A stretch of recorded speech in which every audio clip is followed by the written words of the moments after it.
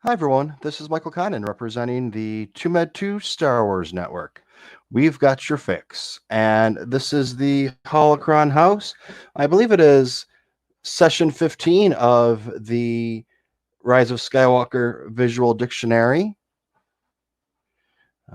So we have a few more sessions left, and we should be done with this. Then we got to figure out what to move on to next. I just want to thank my patrons. This is brought to you by my patrons. We have Rural Farm Boy, Heidi Fetter, Mr. Rez, Chris from Kentucky,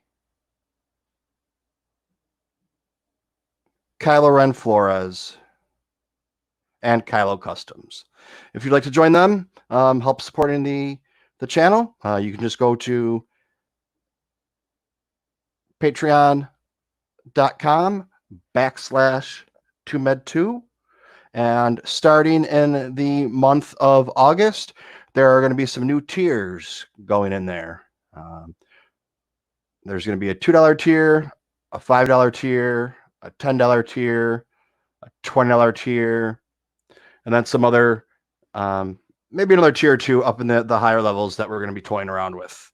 And we have one of the patrons in here right now. We have Christina Flores. Thank you, Christina, for joining us. Let me know how my sound is. I just got a brand new headset and microphone, so it should be a little bit better than the last one. I'm hoping it's working. You can hear me now.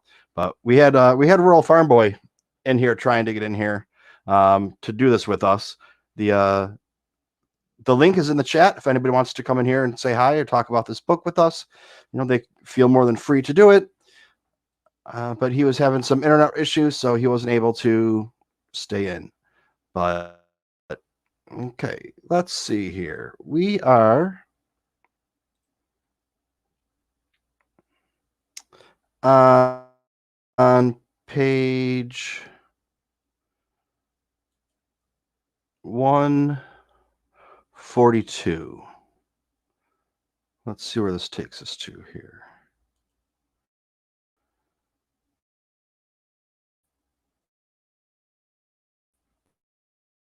Oh, perfect. Look at that. First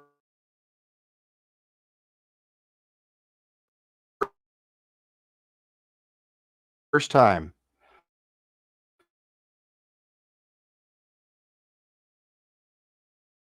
And we're going to be opening it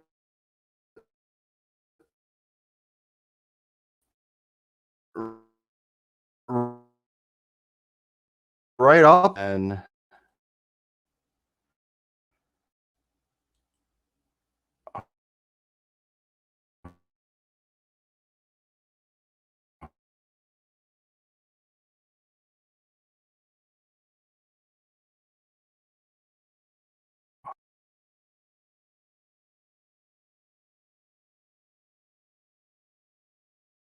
I want you guys to see who it is. I don't want to tell you first. So what am I doing here? Oh, wrong tab.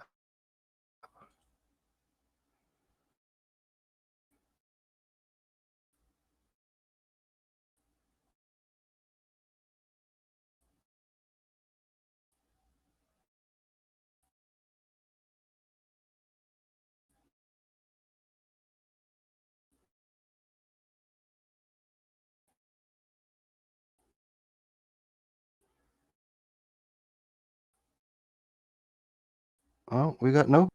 It doesn't take long. It's taken a few issues with this, using this little baby computer to get it going.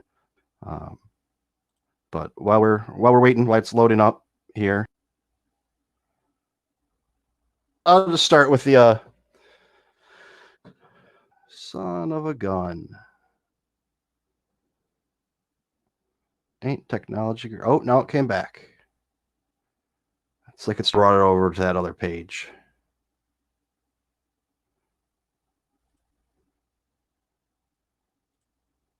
Let's see. We just need to get over another page.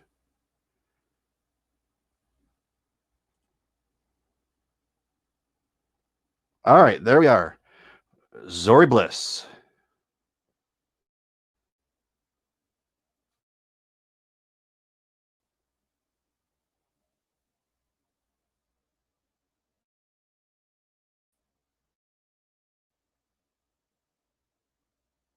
Star Wars.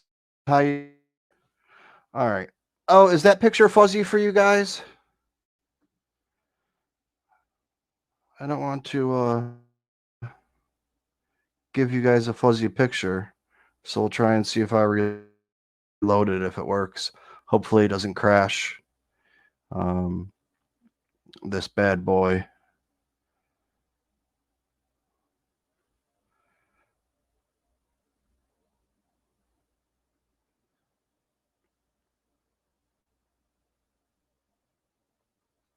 Is it still trying to get the picture better? If I gotta go to the camera, I'll get that ready to go just in case. But we did that last time, and as soon as we did it, the picture started working again. But I'll get that all ready to go just in case.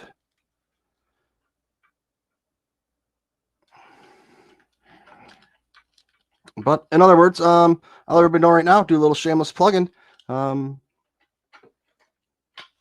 We got the septic tank tonight at 10 o'clock. For those of you that don't know, and we also have on Monday the flag.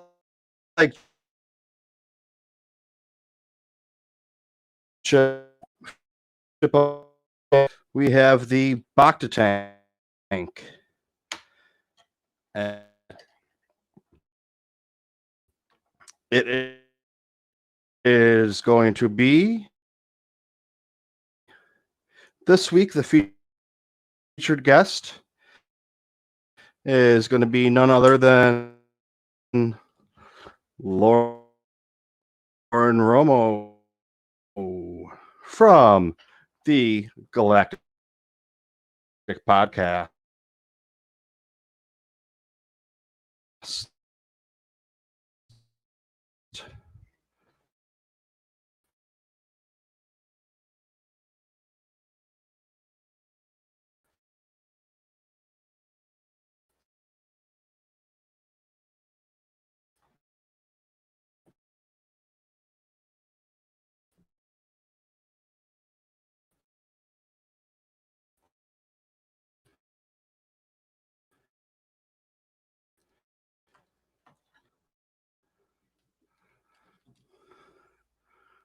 Let's see here. It looks like we might just need to switch over to the other camera.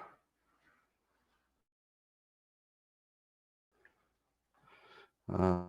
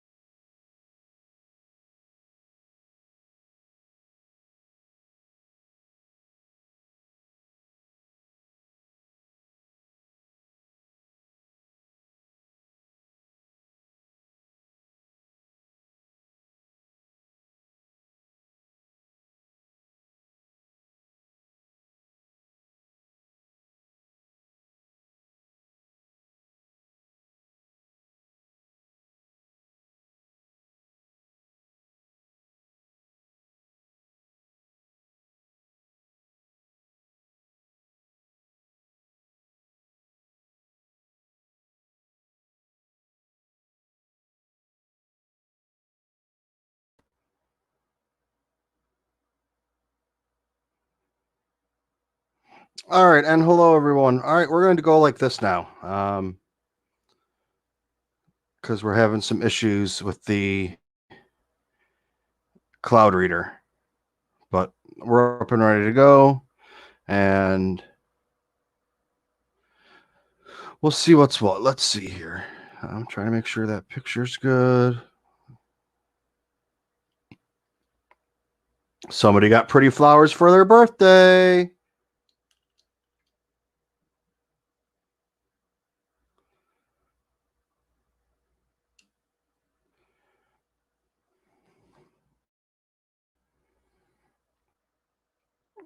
Yeah, that cloud reader still isn't loaded yet, so that's the only problem with this thing. But all right, we're gonna go from here. And if you need me, all right, lights on or lights off? What's the verdict? Lights on or lights off?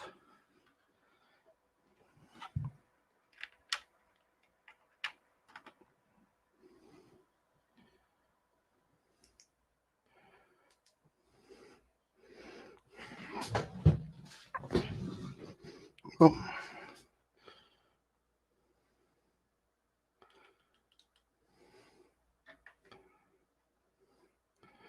Go with lights on.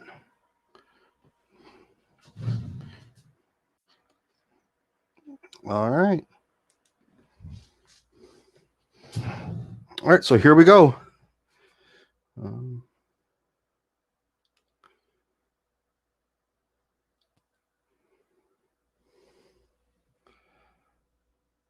The near simultaneous collapse of the Empire and the death of Jabba the Hutt left numerous power vacuums in the Kessel spice trade, triggering widespread gang warfare. An enterprising outfit from Kijimi saw that while Kessel itself would be too hot to handle, the trade routes once guarded by the Imperial frigates or Hutt-hired mercenaries would now be vulnerable. The Kijimi Spice Runners arose as the combination of piracy and protection racket, pay or be plundered. Zori Bliss was just a eager. Zori Bliss was just an eager when she.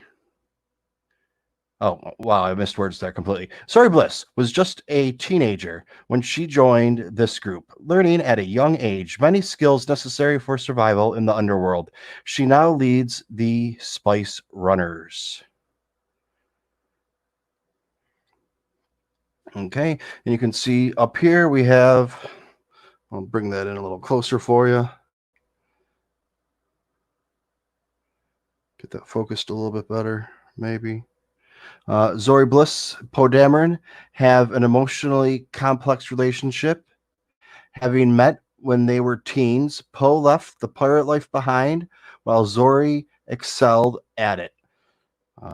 We also have a Poe Dameron book coming up, Free Fall. That's coming up in, I believe it drops next week, but we'll talk about that later. Zori rarely revealed more than her features than can be seen through her open visor. So over here we have some weapons. We have a crystal pan charge indicator diode on her blaster. It's retaining pin for grip. Bronzium barrel with recoil stabilizer portion knob notch. Segmented body shell opens for servicing. Power charging port. Trigger guard sculpted with finger rest. Zori's blasters. Zori wields twin E851 blaster pistols in a weighted style that favors a steady shot and quick draw. She is ambidextrous, though she is careful not to give away this too early in combat, saving it as an adventurous surprise if need be. So over here we have the First Order Officer's Transit Data Medallion. It's encrypted subspace code, authorized interdiction passage, decorative buckle with floral bannered all-seeing. We're already here now. She has a decorative buckle with floral bannered all-seeing eye motif. We have reverse draw, paired holsters she's got for her, temperature control, body glove, yeah, man. Bronzium gorget with scored flex lines. All right, and then over here, we'll go back down over here a little bit. Zori Bliss has a fun file for you. Zori Bliss has a background in dancing, she does, which contributes to her impressive combat agility. Zori pilots a modified BTA NR2 Y-Wing starfighter. Picking sides, Zori has risen to lead the Spice Runners just as it becomes impossible for them to stay neutral in the galactic conflict, having spent a lifetime among underworld toughs. She knows a bully when she sees one. She sees the First Order's intimidating tactics on Kijimi and the weakness behind them. The occupiers require fear to rule, but the subjugated outnumber the oppressors. Should someone unite all those who are under the heel of the First Order, the invaders could be pushed back like the tyrants of yesteryear. For now, Zori resists giving voice to such idealism and has long faulted Poe for leaving to pursue his ideals. But as more and more innocents vanish in the Kijimi occupation, time is running out.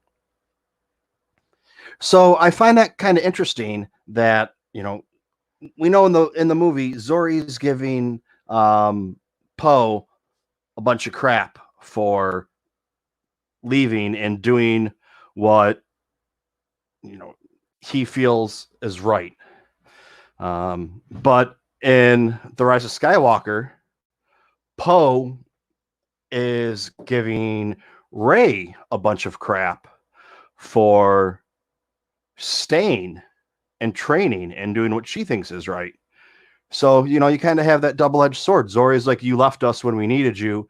And, you know, Poe's telling Rey, we need you and you won't leave. So kind of a little interesting right there. But I got another picture. I'll try and get close up on that for you. See if the camera can focus on that. I need to do some I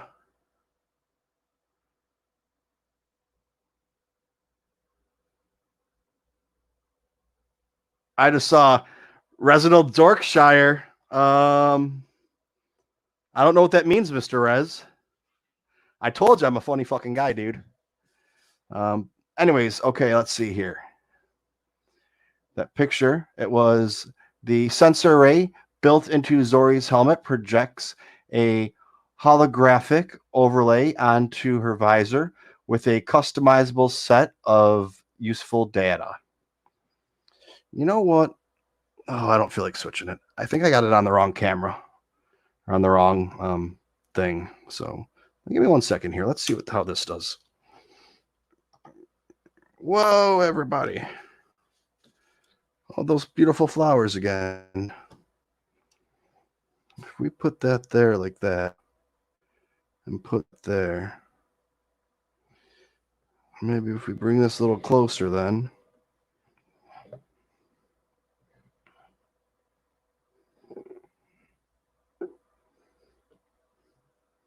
It's probably the same for you guys, but it's now not 4 feet away from me to read. So I wasn't planning on doing this. You know, I had it all set up to do on the Kindle, but the Kindle didn't want to work. So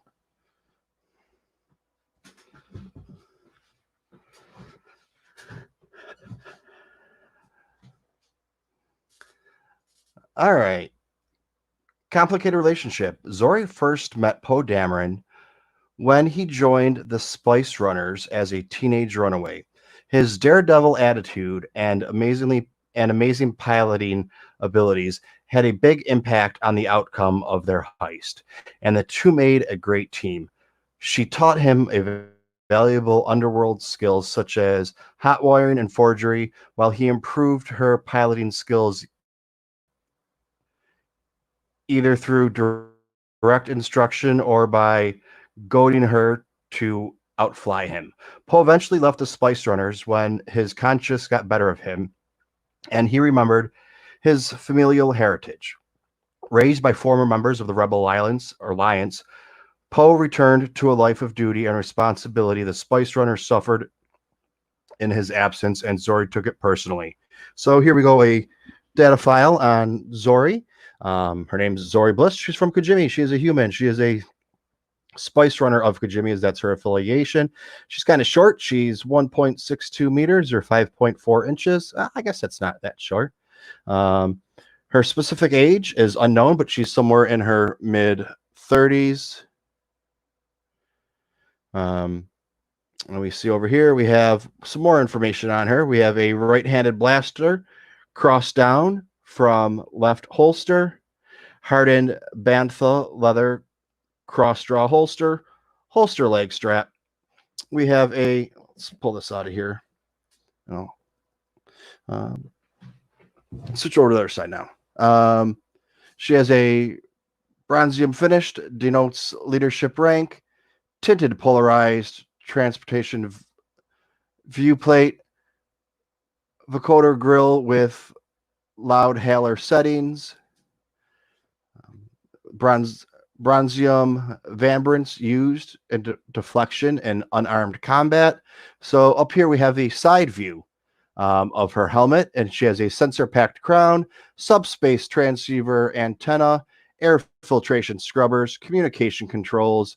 Zori's helmet is a plasteel shell with a bronzium finish. Zori's helmet contains a cluster of sophisticated electronics that give her an edge in both personal and starfight combat. It also acts as a comms hub, extending the range of Spice Runner comlinks. A built-in life support system includes scrubbers that extract breathable air from poisonous atmospheres. She has a transceiver assembly right there and a power cell access.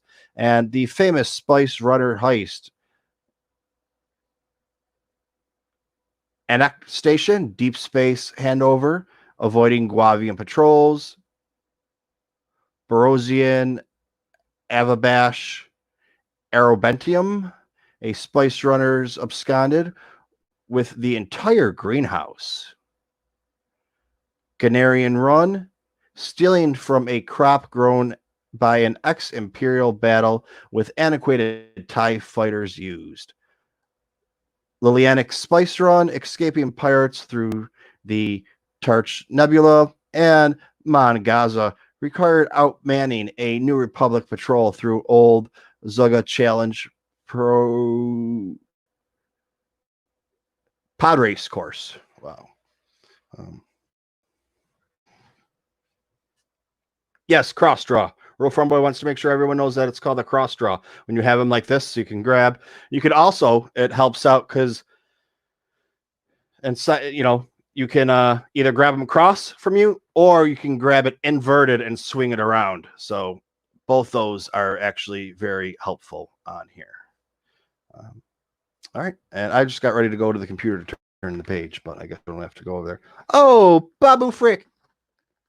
Hey! That was horrible, Babu Frick. Don't tell anybody I did that. It's embarrassing.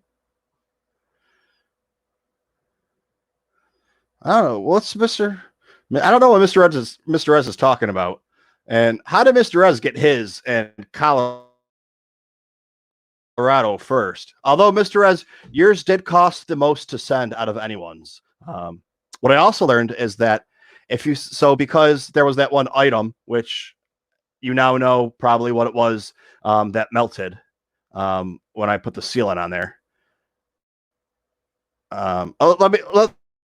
Let's get to this book and we'll finish. Talk about that later. But all right, we got a Babu Frick here. See right in there for him. Oh, what's this one down here? Little guy right there. Oh, I can't really do anything with that. Sorry.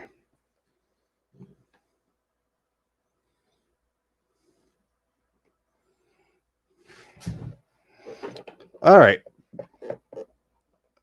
Babu Frick is a tiny tinkerer who works out of the cluttered shop in the Thieves' Quarter of Kijimi. The well-regulated droid smith has a reputation for being able to reprogram or modify virtually any droid, no matter the security measures protecting its systems.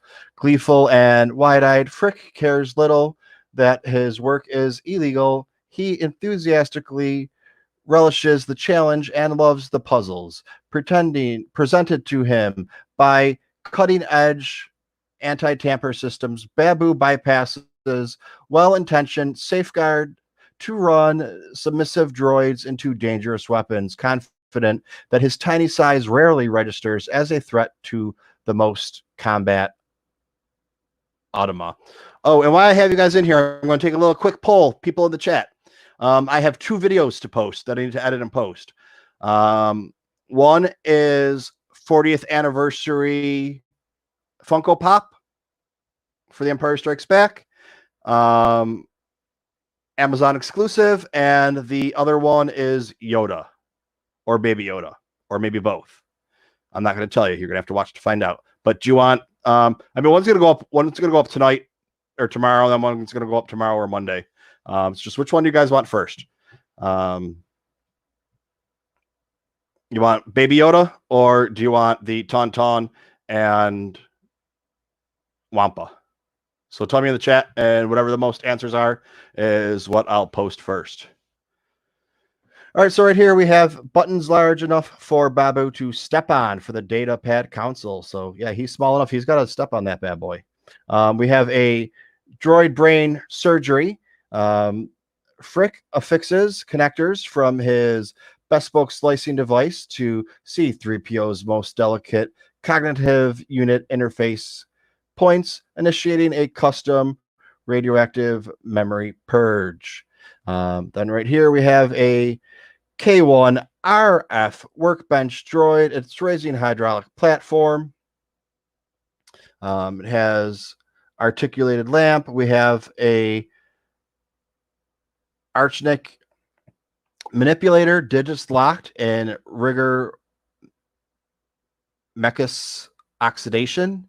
Oh, reinvigorated Dio. While waiting for Babu, Ray finds an oil can and gives Dio some much-needed maintenance. The little droid happily grinds away over a decade of dusty debris, and his rollers begin moving freely once again. And then we have a ancient Aspho tests banking droid head, electroprobe with test electricals, OOM Mark B1 series battle droid. He has a command rank markings on him, and we have a WED-15 droid head, binocular photoreceptors cannibalized for lenses.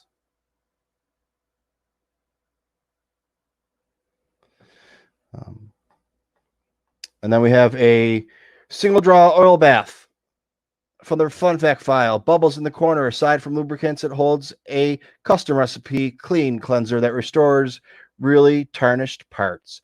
Babu keeps active on a scavenger HoloNet board.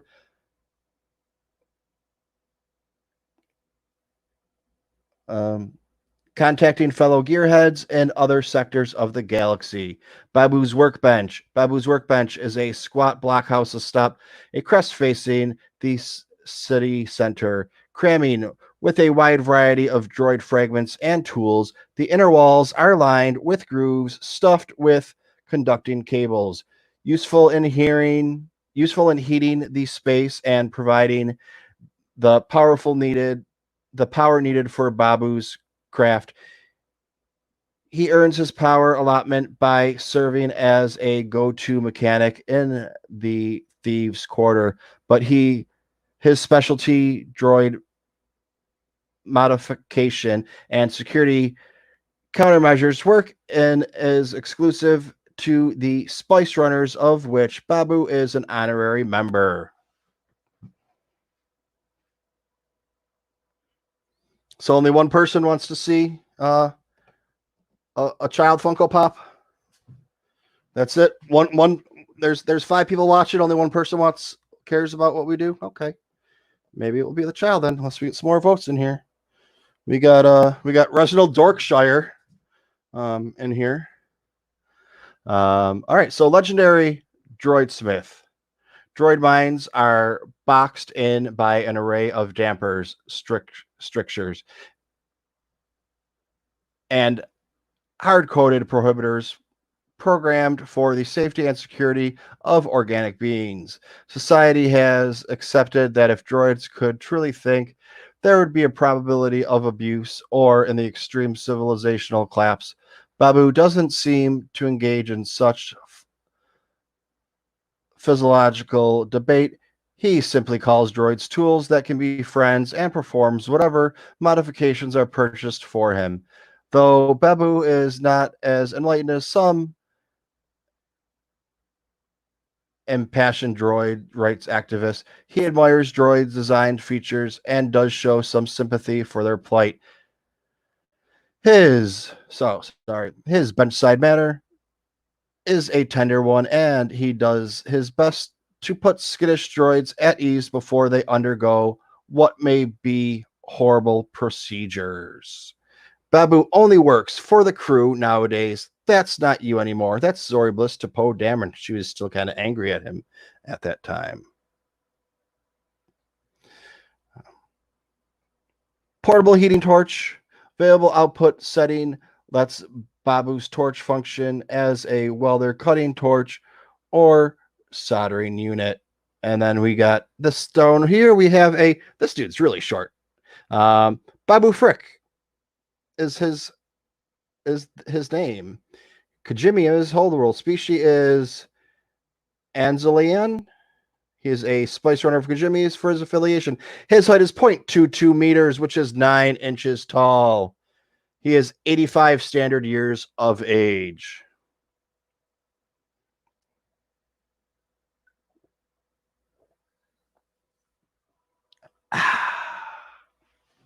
Need a little Coke break there. Keep me going. All right, viewing slit for the occupancy adjuster up there on top. Over here, we have a picture of his wielding mask, UV and infrared shielded viewing slit in flip down visor. Google hinges also have integral ear protection, often singed whiskers, insulated leather hood, gas ampullet, spark shield vambrance, a bonding agent. Oh, I got that on his thingy. A bonding agent nozzle and legs. Still hop, but are starting to show age. Dio. There's a lot of, they're giving some pretty good information, or a lot of information on these.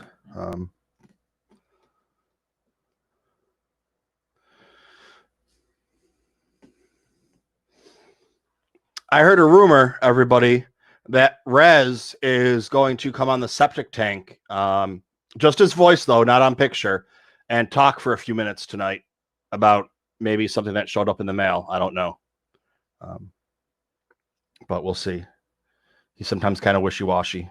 Although I do have to say, Rez did help me when I first got StreamYard, and he helped me for him and Rural Farm Boy helped me for about 3 hours trying to figure out how to use it. But anyways, it looks like someone treated him badly. It's okay. You're with us now. That's what Ray says about Dio. Dio, coupled together with an unknown droid smith, felled by Achi's blade. Dio is an impressionable little roller. Achi was an assassin by trade, but he has had many pastimes to while away. But he had many pastimes to while away the long stretches of time and isolation between assignments. I think there's something wrong with that misprint in that sentence, or I'm just dumb, one of the two. Some of the hobbies were sinister, but Achi also collected droid technology and even designed and built some of his own. Achi claimed Dio after slaying the droid's master. Despite such dark origins, Dio doesn't have an ill-intended subroutine in his personality matrix. He was simply he was a simple amusement for Achi at first, when a data storage module and ultimately neglected and discarded, he remained inactive for more than a decade aboard Achi ship. Dio, at first, is nervous to see a discarded droid parts in Babu Frick's shop, remembering memories fill. Okay. Dio, at first nervous to see the discarded droid parts at Babu Frick's shop, remembering memory files written while Achi's droid workbench. BB-8 calms Dio by assuring him that Babu, a mechanic of similar size to Dio, actually has an affinity for droids and is taking great care in the delicate procedure he is performing on C-3PO. And then down here, we have a homemade hobby droids are more common in the mid rim and outer rim, where distribution lines of major droid corporations don't always reach. Dio's less complex form of binary is easier for non-droids to understand than most droid signaling. So over here we have, I'm just going to guess these people. They don't really give us any names on them. We have R2D2, rebuilt Intellect's 4 processor. We have BB-8 over here, dense shell with sealed access, parts permits, all weather and terrain functioning. Yeah, we've seen him go on a lot of different stuff. This is Dio. He is rebalancing gyroscopic system and wheel, making Dio appear frigidity. Then up on top, we have some C-3PO action going on there. And C-3PO manipulator with tactical sensor, grip and palm, and multi-system connection wires. And I didn't recognize him at first because he doesn't have a red arm. I don't know if any of you got that. It's because I'm smart and funny. Give me 1 second. 1 second. No.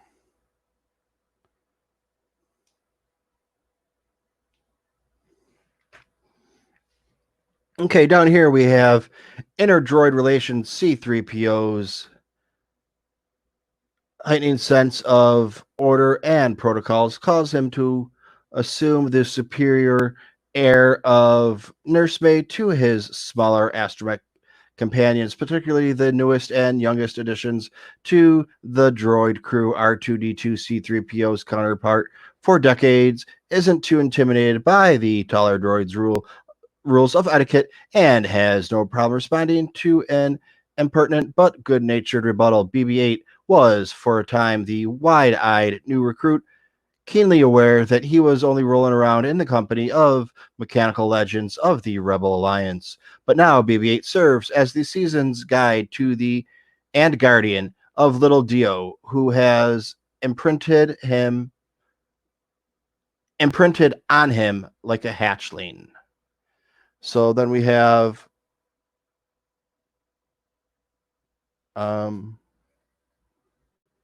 over here we have a fun data file. Its subject is Dio. Planet of construction is unknown. Manufacturer unknown. He's a custom job. Type unique custom build. Affiliation resistance BB-8 specifically.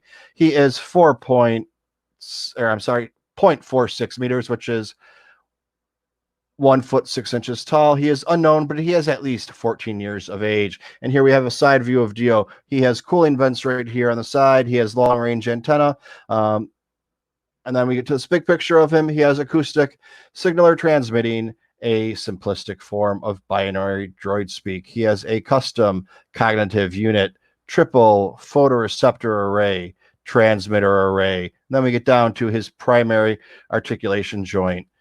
We have this rear view, get them from behind right here. We have this cold box stage drive, power bus cables, and power recharge coupler. Oh, I almost forgot this little tidbit right here we got on this bad boy. Dio has a deceptively simple design. A thick rolling disc forms the largest component of his build. Extending from a hub of this disc is a cylinder leading to a clavic platform from which extends his neck. Dio's head sits atop his neck and is the second largest assembly in his body. His cognitive unit is entirely contained in his conical cranium.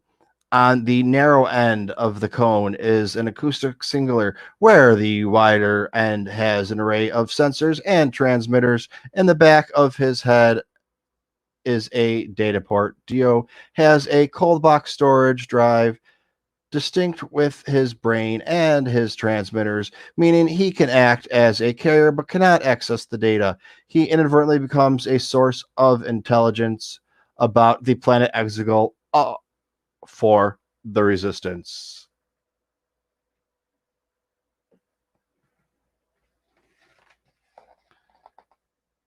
Oh, all right, here we go. Are we almost done here? Oh yeah, it's gonna be a short one today, even with all the technical difficulties on this on this bad boy. We have the Relic of Sith Lord. Show me again the power of the darkness, and I will let nothing stand in our way. Show me, grandfather. That was Kylo Ren talking to Anakin, aka Darth Vader, aka the Chosen One, aka Little Annie. Captain Private with Kylo Ren's quarters are the remains of his grandfather, not of the good man who was Anakin Skywalker, who vanished into the Force upon his demise, rather the ash remains of Skywalker's Sith alter ego, Darth Vader. In a climate-controlled reliquary lies the twisted plastisteel warped in a funeral pyre that once concealed a face ravaged by flame. Upon the embrace of the dark side, Kylo sought to commune with the helmet to contact the spirit who once inhabited it. Though Kylo had long been plagued by voices and vase words from beyond that gnawed at his doubts, he heard nothing from the charred helm despite his frequent and intense meditations. Down here we have a collector's case. I should probably try and pick that up.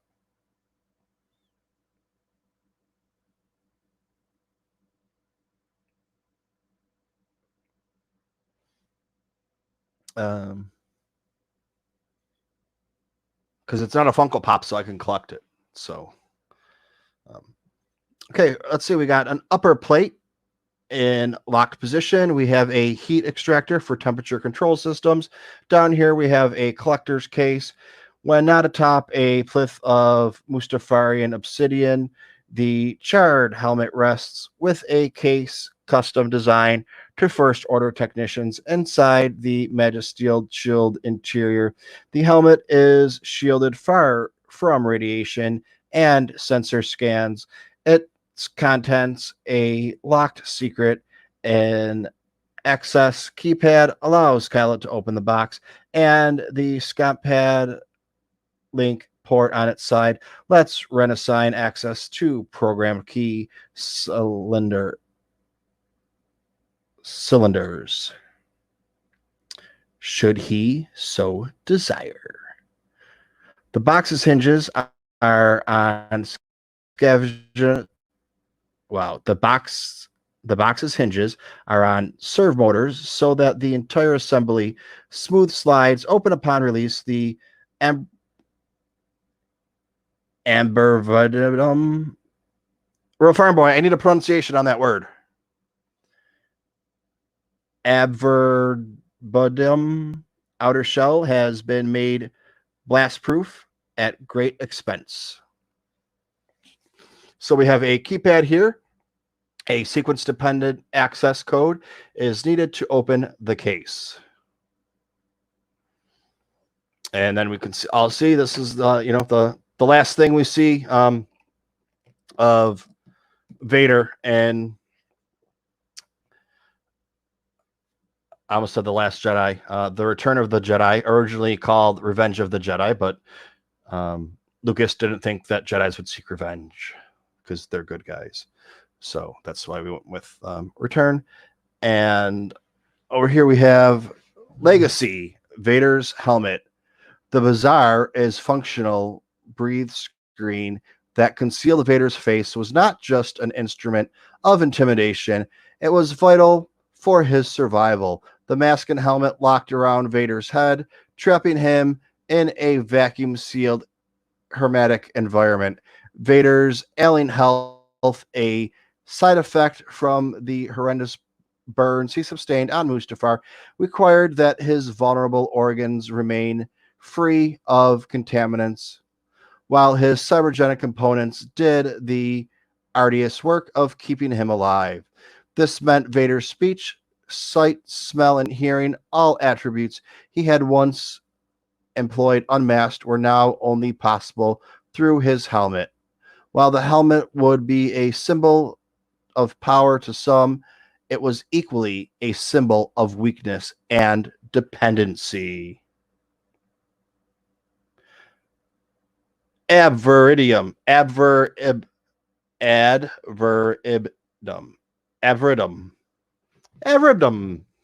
Kind of like me, dumb. Can't pronounce the words that are made up in space about wizards. And I think we got one more page here to take a look at. All right. We do. This is the Fallen World. Kijimi is a case study of First Order occupation where the presence of a single Star Destroyer in orbit spells the difference between a population's descent and capitalization. With such... Well, all right, they just got into words here. Indomitable aerial support. Stormtroopers march confidently down public thoroughfares. Kijimi's lack of a centralized government hinders a formal surrender, but the flagging spirit of rebellion in the street signals the First Order's conquest. So, yeah, I mean, this is actually quite a short one. We had technical problems for the first 10 or 15 minutes and then got done. But next we got Kef Beer. We're going to do a little Kef Beer action. And we're almost done with this. Just a couple more sessions. Let's see, where are we on? We're on page 155. We're getting down to the nitty gritty. Almost done. We got another 30 some pages to go. So that's about another 3 or 4 sessions and we'll be done. But yeah, I just want to pop on here and get this done. Tomorrow I'm going to be working on something that's going to go on the Patreon page for patrons only. For now, I'll throw it up on the regular feed eventually, but give a little boost to our patrons, something for them. And yeah, tonight we got the Holocron house, and we have one of the gals from the Galactic Podcast, Lauren Romo, going to be joining us in the getting tanked with us on the Bacta tank on Monday night. I think that does it for now. So yeah, watch for. I have 2 little videos that are going to be going to regular YouTube in the next couple of days. I got that thing going out for the Patreons. I got the subject Monday night. Try and get a couple more things done, maybe to post, because I'm going to be gone out of town for a couple of days. So maybe set up something to post for then. But yeah, Mr. Red's already got his package. So you patrons that are in here, Christina was in here earlier. You make sure you go check your mail. And Earl Farm Boy, you go check your mail because, I only had to go a couple 100 miles to you, and I had to go cross country to Rez, and Rez already got his. So, but I'll see you guys in the subtank tonight, 10 o'clock Eastern Standard Time. Be there or be square. With that, I say good day. May the Force be with you.